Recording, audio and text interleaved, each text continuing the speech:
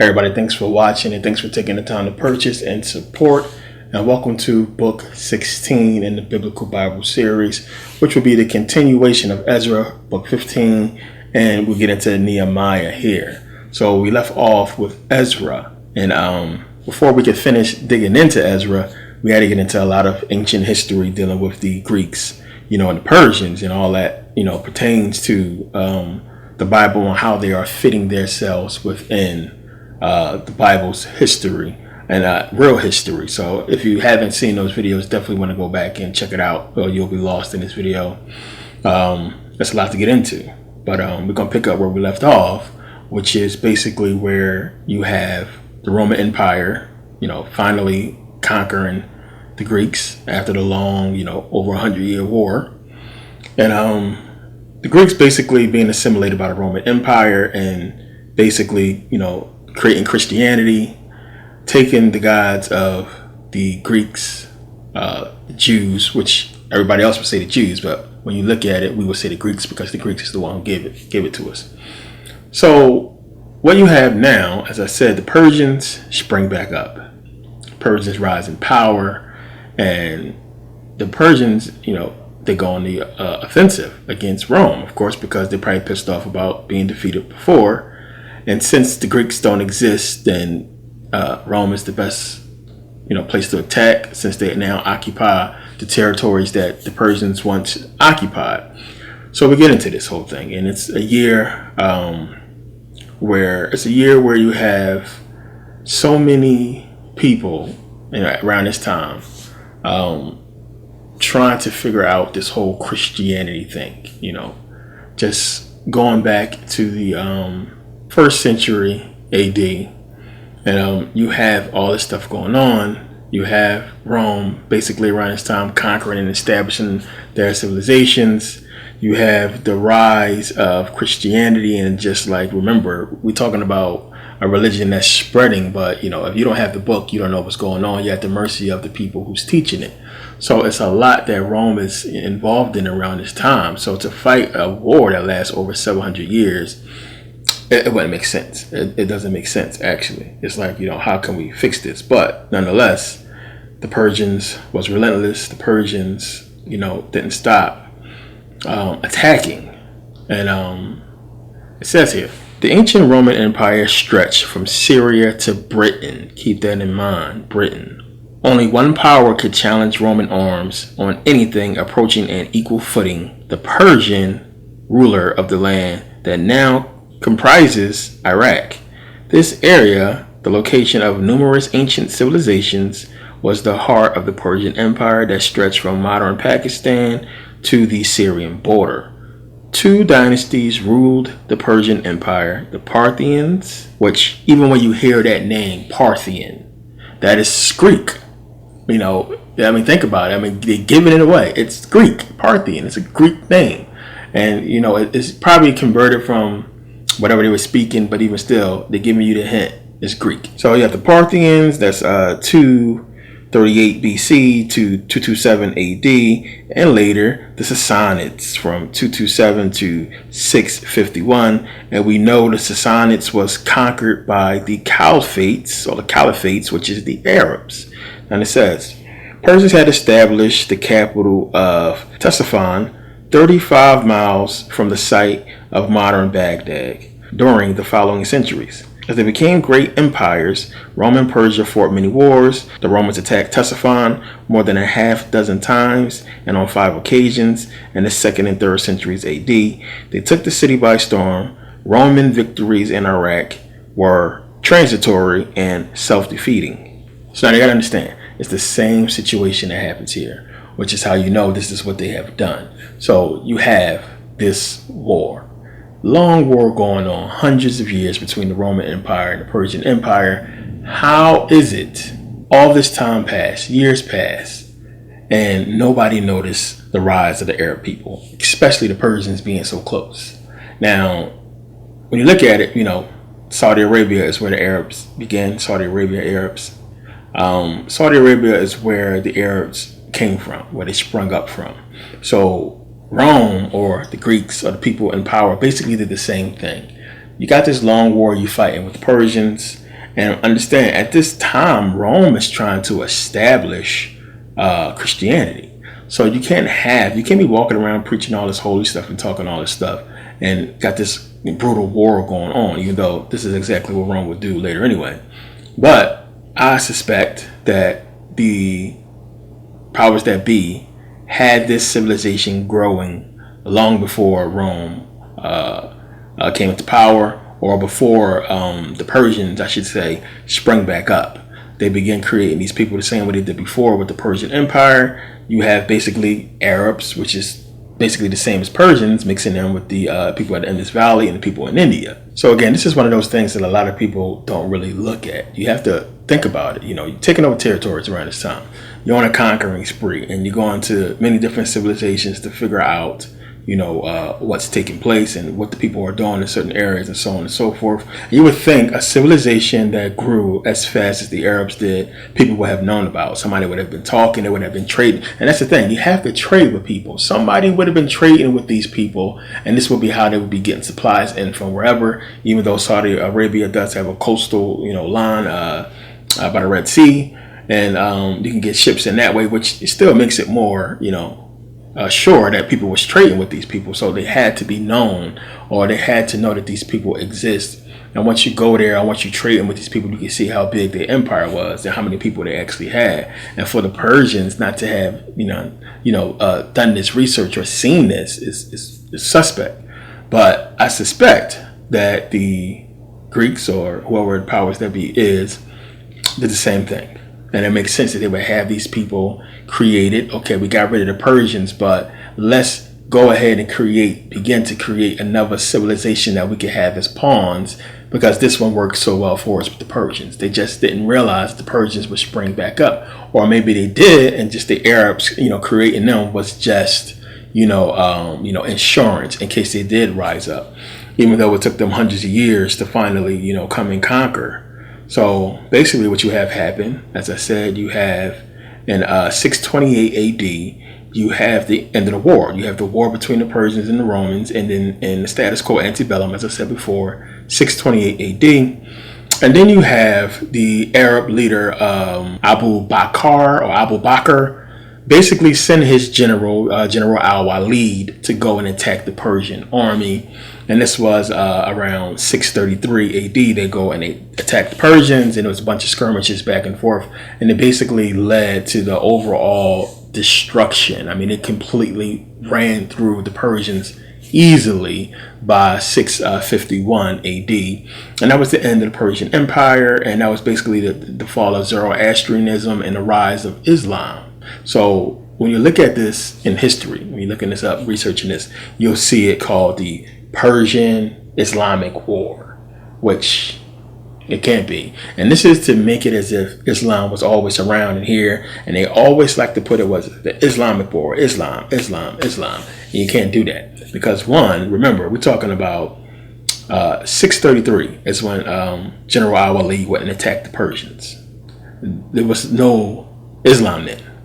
The Prophet Muhammad didn't die till 632 AD. So they attacked him the year after he died, and Islam didn't come on the scene and wasn't really established until years later, late 7th century.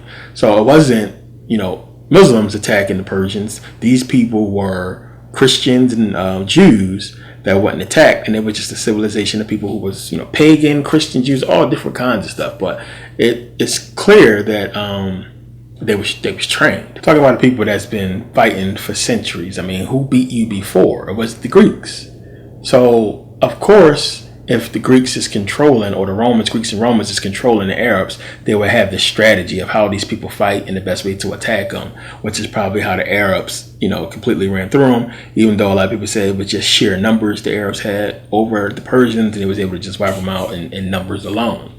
But you got to look at it, and you ask yourself, how could, even still, the Persians so long been fighting, how were they able to beat them? So when you start to look at this thing and you see, it don't add up. Something is wrong. No way they could have not noticed these people developing, and, no way they could have not seen the Arab Empire grow to, the power that it became. So when you start to put this thing together, right, you have 5 years after the status quo antebellum, Persians decide to go their way, Rome decides to go their way.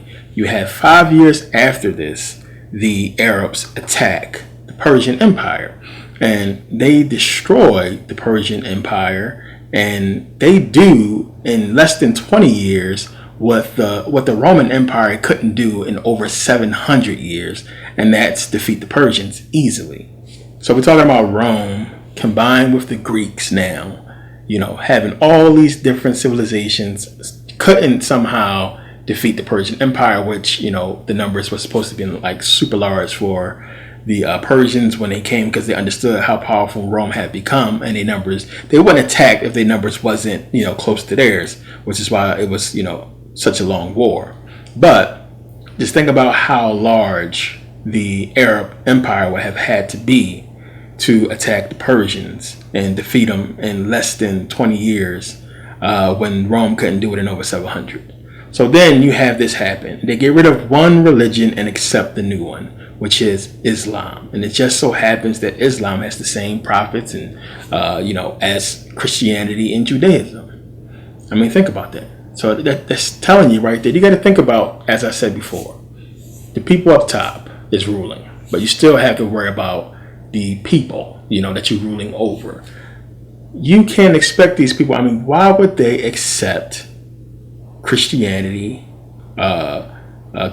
Christian gods, for their religion? And that is because most of them was Christians and Jews anyway. And it's just like we see with the Hebrews today. They looked at the religion and they were saying, well, something is wrong. This don't seem right. And then when you hear about Islam, it makes more sense because it fits their people. You're talking about a prophet that looks like them. They are more willing to hear that than to hear about the, pale-faced Jesus and so on and so forth. And they're thinking, well, this is the way it's supposed to have been. You guys have been lying to us, and they're more accepting of that, especially when you build a society based on that religion. So it's basically these people are born into the religion. The whole society is based around it. So we look at this, and we look at the Saudi Empire. I mean, the Saudis have had good relations with America since 1933. It's a long time. We have only disagreed on a couple little teeny things, but there has always been a good relation between America and Saudi Arabia. And we've seen the Bushes holding hands with them. They have a king. How did they have a king? Think about this. How do they have a king? They have a king in a royal family just like the Europeans do. It's not a coincidence. And you have the Bushes holding hands with them. You have Obama kneeling to them. I mean, think about this. And you have so much interaction with these people being at the control of Islam, you might as well say. So now they're basically a tool for the powers that be.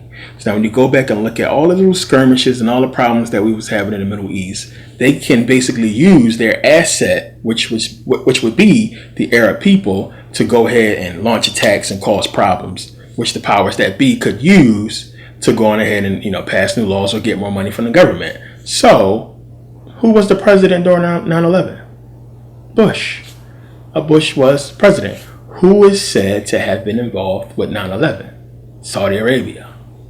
It seems like a huge conflict of interest. It was the Bush administration that allowed the bin Laden family to fly out, after 9/11. When nobody else could, these people was allowed to go and leave because they knew they was going to be dropping bin Laden name and they wanted to happen to their friends. And we know the bin Ladens and the Bush family was super close. So it's like, come on. Obama coming and bowing. And not only that, Obama doing something that a lot of people don't realize. And that is basically giving billions of dollars to Saudi Arabia. Selling billions of dollars worth of arms to Saudi Arabia. So they have a deal that's basically, when the deal is done, it's going to be like $300 and something billion worth of arms that Saudi Arabia is going to buy from the American government. And what did we see in the news recently about, Iran? We seen America basically accuse Iran of bombing a processing plant in Saudi Arabia. So what is this telling you what's going to happen? Of course, as I said before, Iran is going to be the next war. There's nobody left. There's nobody left. Iran is next. And you have to look at the fact that recently they have been comparing Donald Trump to Cyrus, king of Persia, which is important. You got to look at this, that now at this time where this part of the Bible fits in our history today, and we have Trump being compared to Cyrus, king of Persia. And I'm giving you guys these books that we can look at the Bible and see how what it's alluding to is coming into play today with Donald Trump. And these countries is involved that the Bible is speaking about, being the Middle East and being Iran and the Persian Empire, so on and so forth, that is all coming into play now. And they are comparing Trump to Cyrus, king of Persia. It's not a coincidence. And when you go back and look at the Saudi Arabian Empire during the time when they actually had Iran, because Iran separated from them, or could be just another tool. Who knows what's going on? But it seems as if, from the way we're looking at it, as if they don't have control over Iran. But at some point in Saudi Arabia, the Arabs did. And we know one of the reasons, or one of the ways they was able to defeat the Persians easily is because the Persians were stupid and they came into Iran. And the hills there, it's impossible to defeat them in Iran. It's tough. It's hard. Today would be a lot easier, but on foot, you're going to get slaughtered. This is what America did to Saddam. Basically, push his buttons and get him to go ahead and attack Iran. Probably to see how strong the defenses was. Their defenses were strong. They basically wiped out most of those people that came in from Iraq to attack Iran. They dug in. The only way to get them out is to drop bombs on them anyway, if you can get planes near there, because they have good weapons. But you see that in the news. You see this whole accusations of Iran attacking Saudi Arabia. And again, these are tools. It's a tool of the powers that be that they're going to use to cause another war, or so it seems. See, we as the American people we are looking at this. We're looking at this whole thing, and we're believing that it's just, people who spring up out of nowhere, and they're just trying to establish their religion and so on and so forth. And then when you get into Islam itself, these people are peaceful. That's a fact. And these people are within their own world. If you go out, I've been there. I've been in Iraq, and you can see these people. They don't bother nobody. They are peaceful people. It's like, what's going on that you would have the balls to do some of the attacks that they have done involving America? Unless America is at the control, or the powers that be is at the control of the people who are in power. And that's what it was. We know they control Saddam. We know they control them. So what they can do is, from remote control, create these attacks, create these problems that's going to cause the American government to react, and more tax dollars to come from us to pay for a war for something that's, from us.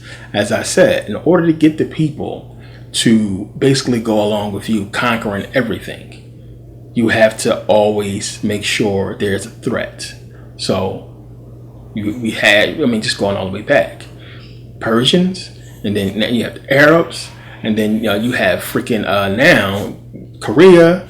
We had Japan, we had the Nazis, and so on and so forth. It's always a threat. And when you go back and dig into each one of these threats, you'll see the hand that's controlling it all. It's the powers that be. Just that simple. We proved that with Pearl Harbor. We know that was us. We know that we had, deals with Japan, and we allowed Japan to do what they did. We know Hitler was a Rothschild. He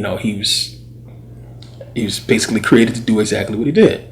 And it's not a coincidence. He's talking about Aryans, Aryan race, Aryan blood. That goes all the way back to the Greeks. It goes back with the Aryans creating the Persian Empire. And it's just an excuse to get the German people to buy into what Hitler was trying to preach. And if you got that kind of mindset with which the Europeans had, they bought right into all the nonsense. So, Aryan blood and Aryan, it was all garbage. Hitler up there screaming his freaking brains out. Bunch of garbage that sound good to them, and they bought it. They bought into it, and they went and sacrificed themselves and died for a bunch of people they don't even know exist. And it's stupid. And these people are all being controlled. They're all puppets. So when we go back, I'm talking about all these wars that we can go back. It's outside of their control. It's very few. Once they took America, they basically had mostly everything. And the wars we have been seeing, it's been them. You know, we say the Rothschilds are at the head of all the wars and so on and so forth. And what they do is same thing they did before. Okay, we're going to make the Arabs attack these people. Go back and pay attention and look at all the wars Arabs have started, everything that's been happening in that area involving Arabs going in and attacking things, and then people calling for America for help. But really what it is, the Europeans saying, you know, we're going to use our asset to go and attack, and then we're going to tell the American people about it so we can justify us spending their money to go in there and do something.